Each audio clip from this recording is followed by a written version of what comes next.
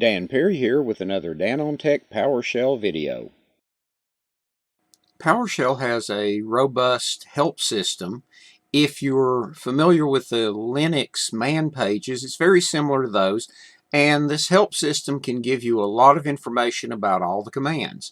But as commands are updated, as things change, as the help files find errors, they need to be updated.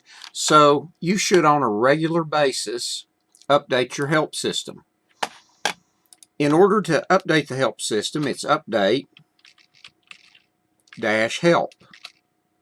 And since I've got my tooltip showing, I can just tab here to finish the update help. Now hit enter, and it's going to go out on the web. It's going to look for those help files, and it's going to go in and it's going to update all of them. That could take a while. When it's finished, it's not unusual to get some errors. I've got a couple failed to update for help module and certain modules. It could be that these modules have been deprecated or taken out. But don't worry about a few updates. Now my help system is up to date, and so when I go in and need help, I know I've got the latest help files.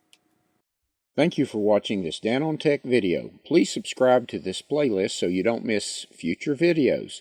Please check out and subscribe to our other Dan on Tech channel playlists.